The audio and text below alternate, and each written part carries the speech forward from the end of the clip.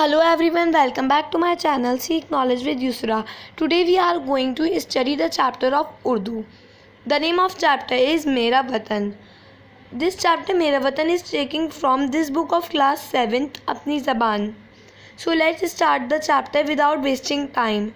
Mera Watan. یہ میرا وطن ہے، یہ میرا وطن، وہ چڑیا، وہ طوطا، وہ مینا، وہ مور، وہ کوئل، وہ بلبل، وہ کمر، وہ چکور۔ نظم کے پہلے بند میں شاعر نے اپنے وطن یعنی ہندوستان کے 8 پرندوں کا ذکر کیا ہے، جیسے کہ طوطا، مینا، مور، کوئل، بلبل، چکور۔ شاعر پہلے بند میں کہتا ہے کہ اس کو اپنے وطن ہندوستان کے سارے پرندے بہت پسند ہیں۔ دوسرا بند، وہ جھیلوں کی لہریں، وہ دریوں کا زور، وہ جھرنوں کا گرنا، وہ پانی کا شور، وہ سرسب اس کے پہاڑ اور چمن، یہ میرا وطن ہے، یہ میرا وطن۔ نظم کے دوسرے بند میں شاعر کہتا ہے کہ یہ جھیلوں کی لہریں اور دریوں کا زور سن کے اس کو اچھا لگتا ہے، ایسے ہی جھرنوں کا گرنا اور پانی کا شور سن کے اس کو سکون ملتا ہے۔ وہ سرسب اس کے پہاڑ اور بن، یہ میرا وطن ہے، یہ میرا وطن۔ نظم کے دوسرے بند میں شاعر یہی کہہ رہا ہے کہ اس کو اپنے وطن یعنی ہندوستان کے باغ اور چمن بہت اچھے لگتے ہیں۔ نظم کے چوتھے بند میں شاعر کہتا ہے وہ غلے، وہ میوے، وہ ترکاریاں، وہ خوش رنگ پھولوں کی گلکاریاں، وہ باغ کی پھلواریاں، وہ سیراب اور خوشنما للکاریاں۔ نظم کے تیسرے بند میں شاعر کہتا ہے کہ اس کے وطن ہندوستان میں بہت سے اناج ہیں جو کہ اس کو بہت زیادہ پسند ہے، اور وہ کہتا ہے کہ وہ باغوں کی پھلواریاں اس کو باغوں کے یہ پھول بہت پسند ہیں، اور ساتھ ہی سیراب اور خوشنما للکاریاں۔ نظم کے پانچویں بند میں شاعر کہتا ہے وہ دلکش چمن ہے، یہ پہاڑ، یہ میرا وطن ہے، یہ میرا وطن۔ شاعر کو اپنے یہ دلکش چمن اور پہاڑ بہت پسند ہے، اور وہ کہتا ہے یہ میرا وطن ہے، یہ میرا وطن۔ نظم کے چھٹے بند میں شاعر کہتا ہے پہاڑوں کا منظر، بنوں کا سما ہے، ان پہ ہزاروں چشمے رواں، کہاں تک بیان ہوں ان کی خوبیاں، ہے فردوس اس کے چمن پر گواں۔ تو نظم کے چھٹے بند میں شاعر کہتا ہے کہ پہاڑوں کو دیکھ کے تو اس کو ایسا لگتا ہے کہ اس پہ سارے چشمے رواں ہیں، اس میں بہت سارے پرندے ہیں، اور کہاں تک بیان ہو سکتی ہیں ان کی خوبیاں، ہے فردوس اس چمن پہ گواں۔ اس کا مطلب ہے کہ وہ اپنے وطن یعنی ہندوستان کو جنت الفردوس مانتا ہے۔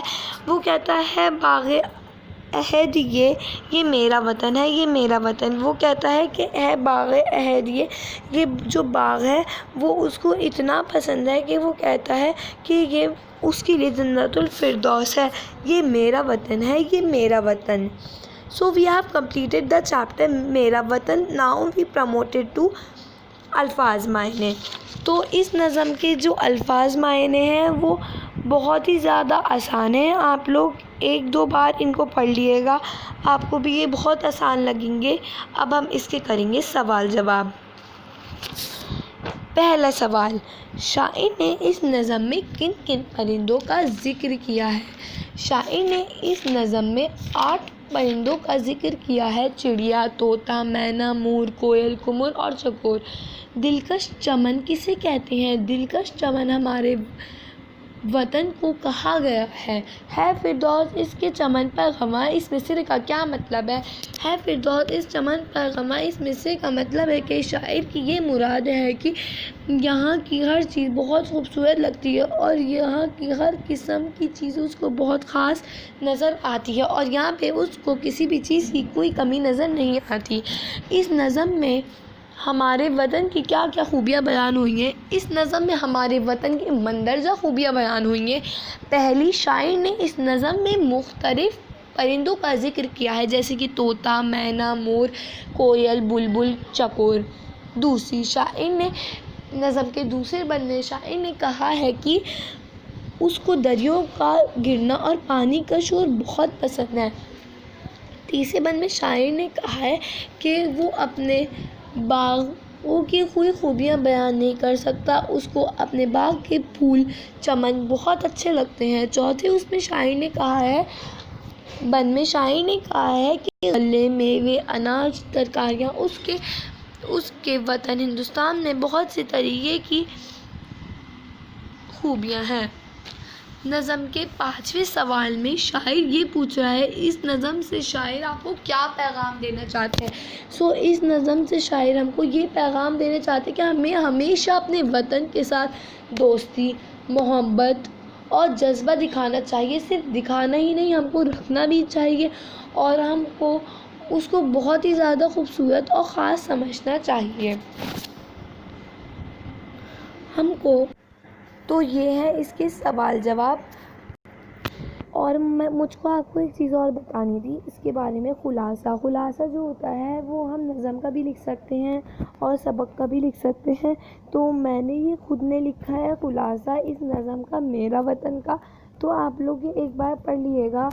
7ویں جماعت کے حساب سے یہ خلاصہ ایک پیج کا بالکل صحیح لگ رہا ہے مجھ کو۔ آپ اس سے بھی زیادہ لکھ سکتے ہیں یا آپ اس کو ایک بار پڑھ لیے تو آپ کو سمجھ آ جائے گا۔ اور یہ پھر میں نے یہاں پہ ڈال دی فوٹو میں، مصرعے مکمل کریے، تو آپ یہ مصرعے مکمل کر لیے گا، ایک بار پڑھ لیے گا، آپ کو سمجھ آ جائیں گے۔ Hope that you understand the chapter. Thank you. If there's something that you will not understand, so please tell me in comment box. I'm there for you to tell you. If you like, so please don't forget to subscribe and comment my channel. Bye bye.